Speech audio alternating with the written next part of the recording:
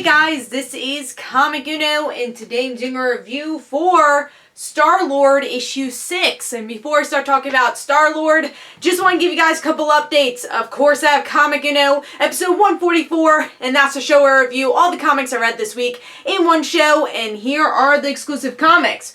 We have Outcast issue 18, Daredevil issue 6, Super Zero issue 5, Deathstroke issue 17, Red Agent issue 4, International Iron Man issue 2, Miss Marvel issue 6, Spidey issue 5, Hellcat, Patsy Walker aka Hellcat issue 5, All New Wolverine issue 7, Star Wars issue 18, The Amazing Spider-Man issue 11, Black Canary issue 11, and X-Men, Worst X-Men Ever issue 3. So if you'd like to check out all those reviews, go to Comic Uno episode 144, which is annotated. Now let's start talking about Star-Lord issue 6.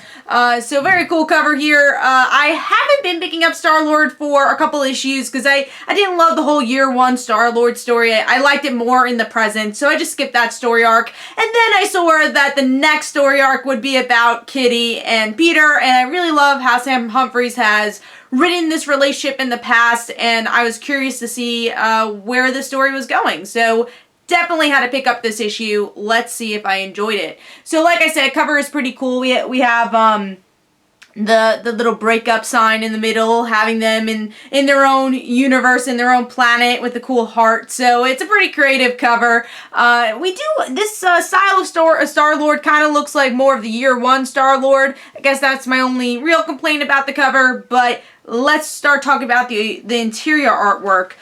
So I will say the interior artwork at first, Kitty's, I guess, neck looked a little long to me, but it definitely fixed itself as it went towards the end of the issue, and the characters were looking more familiar, and facial expressions were pretty priceless by the end of the issue, so I think it improved as the issue went on. But yeah, there were times where the facial expressions were a little odd.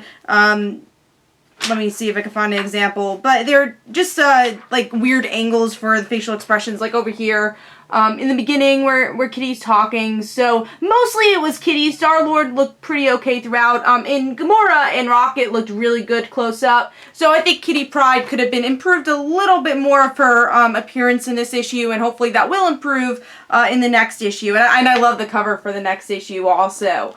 But let's start talking about the story.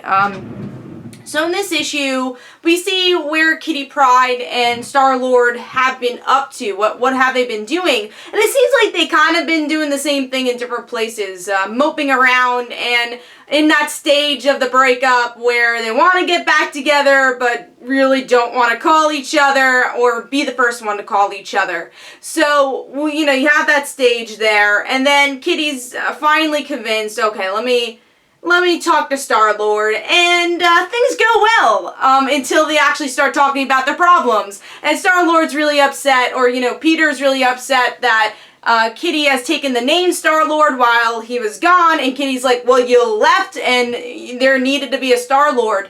So they have another fight, and they realize the whole time exactly why they broken up, and that it was a good thing that they broke up. Then there's an incident where Iron Man brings the two Star-Lords together again, and there's just a hilarious interaction between both of them saying, I'm Star-Lord, no, you're Star-Lord, no, I'm Star-Lord. And at first, you know, it's a little odd that Iron Man's there. I was like, and even the costume looked a little different, so I'm like, why is he here? And we find out that he's actually a Skrull, so it was not Iron Man at all. It's a Skrull putting them in this position and tricking them. And by the end, we do get to see our Kitty Pryde and Peter fight themselves. Yeah, different versions of themselves. You know, Kitty has multiple costumes in her career, so we get to see that. And in fighting each other also. Peter's fighting older, you know, younger Kitty. And then by the end, we see that they're actually on a game show. from the Collector, and that was amazing. So this issue was so much fun. Again, I don't know what I was really expecting from the issue, but I know Sam Humphries, again, writes these characters so well. When Peter Quill and Kitty Pryde were first announced to be a couple, I'm like, oh, that's weird and random. But once you saw Sam Humphries really flesh him out in the Legendary Star-Lord series, and also in the miniseries Star-Lord and Kitty Pryde for Secret Wars, one of my favorite miniseries from that event, you're like, this is totally makes sense, and probably one of my favorite relationships that Kitty has been in, and something I love seeing more of that fresh dynamic between the two. So yeah, it was just a really fun issue where you get to see in those fun interactions where they actually see each other as Star-Lord together, and obviously I feel like with Guardians of the Galaxy they haven't really played on that idea that much.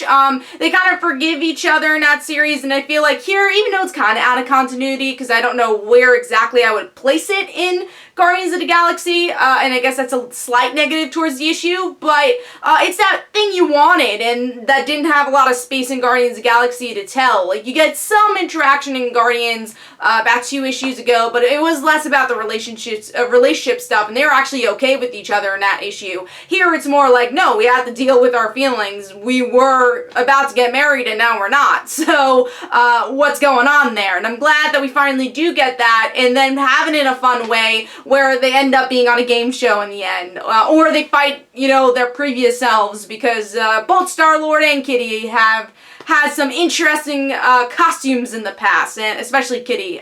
If you've actually read the Guardians of the Galaxy issue, they make fun of that also. And then the whole Skrull thing surprised me. I love this issue. You know, as a huge Kitty Pryde fan, and, you know, someone that's been really enjoying this relationship, this was so much fun. I had a blast reading it, and you can look over, I guess, the continuity stuff, and the small art things that I picked out previously, but pick up this issue. I am so excited to read more Star-Lord, especially if it's got to concentrate more on Kitty and Peter. I think that's really cool. So Star-Lord issue 6 for me gets 4.5 stars, and it is my pick of the week. Again, I had so much fun reading this issue, and if you like these 2 characters, this is definitely a must-read. So hopefully you guys enjoyed. This is Comic Uno. Don't forget to follow me on Twitter. Don't forget to like my Facebook page. Also, description below, there are links for my comic book, Like Father, Like Daughter, and don't forget to like the Facebook page of Like Father, Like Daughter. And I'll see you guys later.